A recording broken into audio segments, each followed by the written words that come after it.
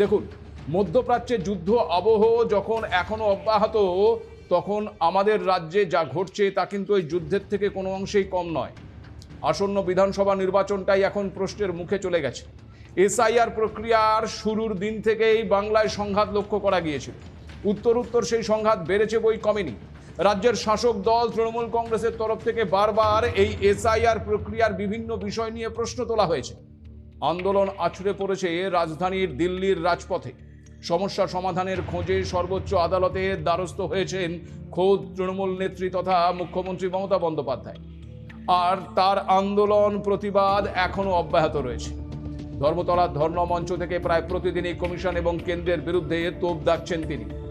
এরই মাঝে আবার গত 28শে ফেব্রুয়ারি প্রাথমিক চূড়ান্ত ভোটার তালিকা প্রকাশ করেছে নির্বাচন কমিশন। আর সেখানে বাদ পড়েছে 63 লক্ষ ভোটারের নাম। তাদের কেউ মৃত, কেউ স্থানান্তরিত, কেউ গরহাজির, আবার কেউ অন্য জায়গায় নাম রয়েছে।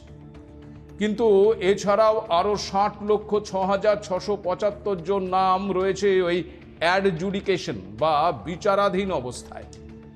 সুপ্রিম কোর্টের অনুমোদনে ওই বিচারাধীন ভোটারদের নথি খতিয়ে দেখছেন এসআইআর এর কাজে নিযুক্ত বিচারকেরা। আর এখানেই তৈরি হয়েছে জটিলতা, কারণ 60 লক্ষ নাম ঝাড়াই বাছাই করার জন্য যে পরিমাণ সময় প্রয়োজন তা প্রায় নেই বললেই চলে। যে গতিতে এই নাম পরীক্ষা চলছে তাতে নির্দিষ্ট সময়ের মধ্যে তা আদৌ শেষ করা যাবে কিনা তা নিয়েও তৈরি হয়েছে প্রশ্ন।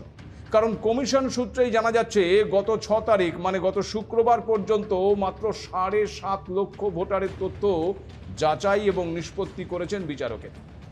শনিবার আরও কিছু ভোটারের তথ্য যাচাই হয়ে থাকলেও এখনও প্রায় 50 লক্ষেরও বেশি ভোটারের তথ্য যাচাই করা বাকি। প্রশ্নটা হলো, এই বিরাট সংখ্যক ভোটারদের নথি যাচাইয়ের কাজ শেষ না করে কি নির্বাচন কমিশন ভোট ঘোষণা করতে পারবে? আর যদি সঠিক সময় ভোট ঘোষণা না হয়, ভোট কিন্তু পিছিয়ে যাবে।